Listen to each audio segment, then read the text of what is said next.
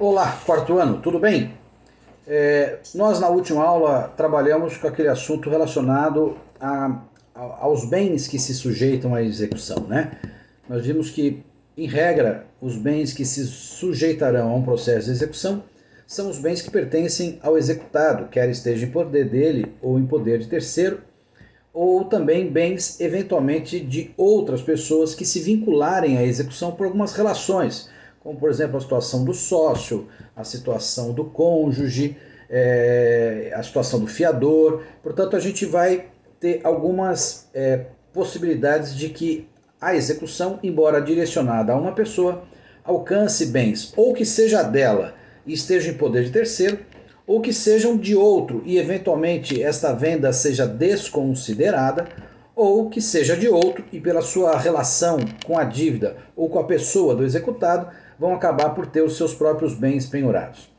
No que diz respeito a essa segunda hipótese que eu tratei, de que bens que hoje já não sejam mais do devedor, do executado, porque estejam já sob a titularidade de uma outra pessoa, e mesmo assim esses bens sejam atingidos, porque esta alienação seja desconsiderada, seja desconstituída, a gente nesse ponto está falando daquilo que a gente chama de fraude.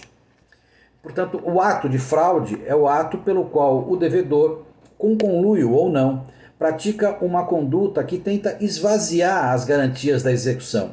Tenta, portanto, esvaziar o seu próprio patrimônio, impedindo assim que haja a plena satisfação do credor. Portanto, são atos de alienação ou oneração do seu patrimônio, na tentativa justamente de burlar a execução e fazer com que esse patrimônio alienado ou gravado não se sujeite mais à execução. Portanto, isso é a fraude em si. A fraude ela tem dois aspectos, ou ela pode atuar ou existir sob duas faces. A primeira é a chamada de fraude contra credor, onde apesar de haver a fraude, a necessidade da movimentação de um processo judicial em que ao final se demonstrará o ato de nulidade. A fraude contra credores, portanto, nulifica o ato de alienação, desconstitui por completo o ato e a sentença, portanto, que anula o ato em razão da fraude ao credor, vale contra todo mundo. Já a fraude à execução é uma situação mais grave, porque afronta contra o próprio sistema de justiça, já que o ato de alienação ou de oneração se dá quando já há um processo em andamento, portanto, a prática da fraude não é só contra o credor, é contra o próprio sistema de justiça propriamente dito. Nesse caso, a solução em favor do credor é muito mais singela. Por quê? Porque constatada a fraude à execução, ela é identificada e declarada no próprio processo em que o bem já estava garantindo ou o bem vinculava-se àquela ação. E ela apenas, o que o juiz faz, é declarar a ineficácia do ato em relação àquele credor que se viu prejudicado com o ato de alienação ou de oneração. Não há, portanto, uma ação judicial que buscará a anulação. Não. Identifica-se a fraude à execução e ela é identificada e julgada procedente pelo juiz. No próprio processo, ele, por mero despacho, identifica essa fraude e torna sem efeito o ato de alienação em favor do credor. Ou seja, o ato não é anulado, mas não se considera eficaz esse ato frente a esse credor. Isso, portanto, há uma série de consequências. Não sendo anulado o ato, ele se mantém, portanto, válido e eficaz para todos os outros que não sejam o credor.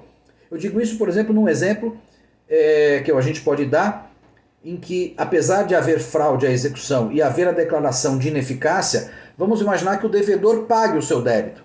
Portanto, esse ato de alienação que foi declarado ineficaz para o credor na execução, ele tem validade externa e, portanto, ele continua sendo um ato que produz efeitos. Então, o que nós vamos começar a ver agora são justamente essas fraudes à execução cuja presunção decorre do que estabelece o artigo 792 do Código de Processo Civil. Ou seja, esse artigo 792, ele elenca situações em que há presunção de fraude, o que significa que ao credor basta apontar essas hipóteses. E, eventualmente, é a não presunção de fraude de execução que precisará ser comprovada, porque a presunção age em favor do credor prejudicado. Voltamos em seguida.